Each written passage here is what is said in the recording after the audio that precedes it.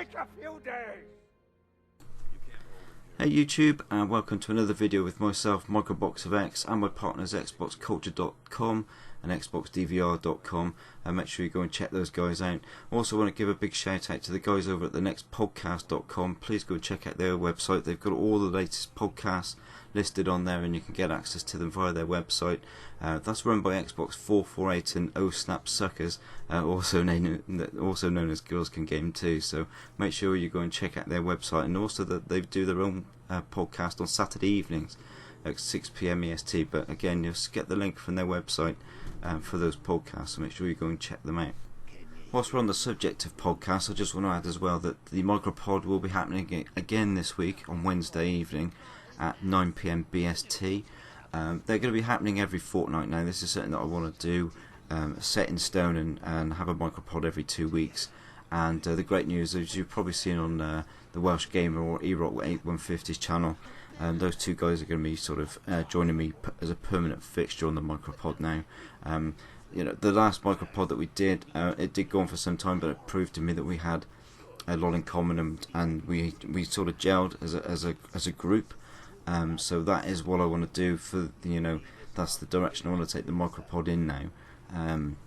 Because we had great feedback, and we are passionate about gaming. We all have the same passion. So as a group, we really feed off each other. So I'm really excited for the future of the Micropod. So that'll be happening again on Wednesday, as I say, at 9 PM BST, and it will be returning every fortnight with the same lineup. So as I say, really looking forward to that. And then occasionally we'll be having extra guests. We'll have a fourth member, whether that be from the YouTube community or we'll be in if things go to plan. Obviously game developers in time as well. So fingers crossed for that. So moving on, I'll get to the point of this video now, and I wanted to talk about the back compatibility on Xbox One. I'm going to talk about this subject with eRock8150 and the Welsh Gamer on Wednesday as well, because this is something I've been thinking about for some time, so I'll be interested to get their views on this. But I just want to talk about the back compatibility and the promise, the great program that it is, and the promise that we had when it was announced a year ago now, I believe, as to what we've actually got at this moment in time. And sort of I asked the question, are the actual game developers, are the people who release these games actually on board with this program? As it stands at the moment, we've had some good games appear on the back compatibility. We've had Mass Effect, we've had recently Black Ops, the Gears of War trilogy, the Left 4 Dead games, although they released the second one before the first one, which was a bit strange. We've had Alan Wake, we had the Rare Games collection, of course, so we had all the Banjo games and all that on one release, but albeit you had to buy that one, you couldn't, you bought that one as a package, although I still believe you could actually run the original games beforehand, but I bought the package myself, so I'm not so sure on that one. But we have had a continual release of dross. I would put it as dross.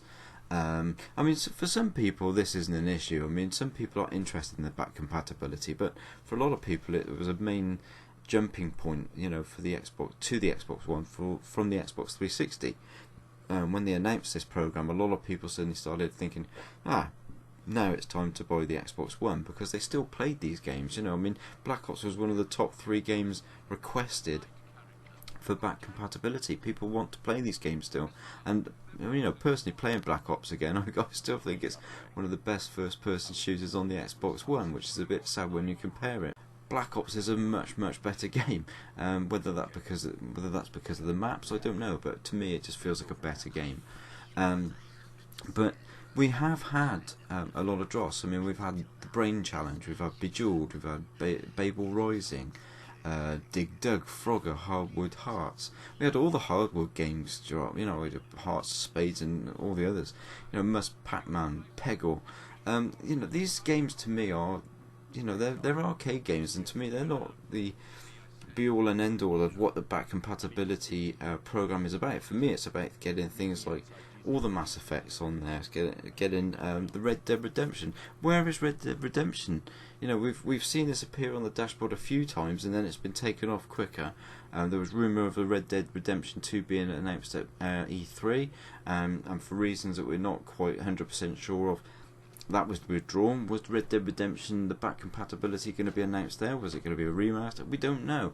But there's so many great games. I mean, recently, the last batch of games was Chronicles of Mystara, which I've never heard of, Blood Knights, Red Faction Battlegrounds, again I'm not too sure of that one, Crystal Quest, Comic Jumpers, Fallout Vegas is a good addition, but you know, I mean, there's the majority of these games aren't good games. They're not what I would class as AAA games. You know, where is Red Dead Redemption? Where's all the Mass Effects? Where's more of the Call of Duties?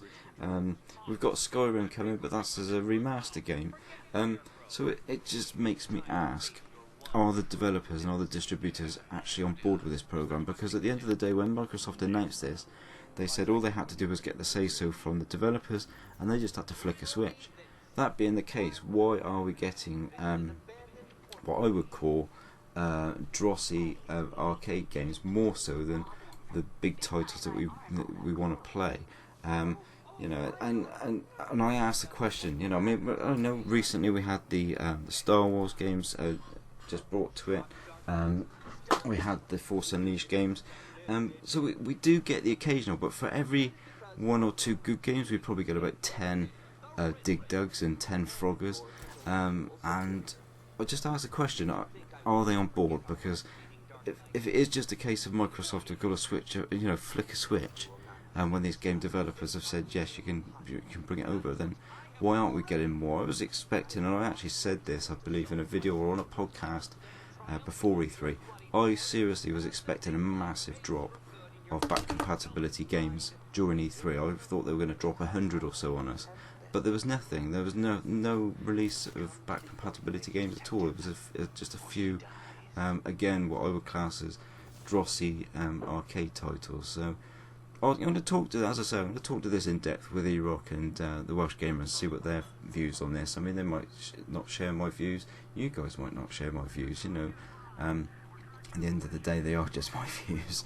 But that's just the way I see it at the moment. I don't feel that Microsoft, the Xbox team, are getting as much out of the back compatibility program as they could be and that they should be.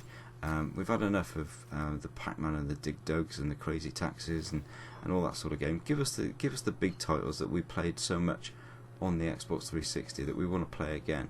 You know, they were fun games. You know, Pac-Man's a fun game. Geometry Wars was a fun game. You know, they're games that you would pick up and play. But give us the meat and potatoes. Give us Red Dead Redemption. That's the one that everybody wants, and that's the one I'm really keen to play through again.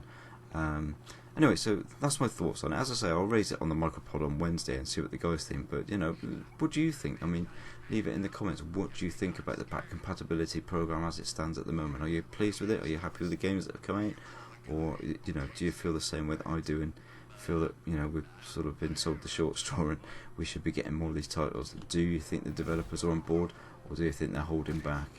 Anyway, that's all for today. So if you, you know, please like, subscribe, leave your comments. I always reply to any comments that are left, and I'll see you on Wednesday for the Micropod. Take care.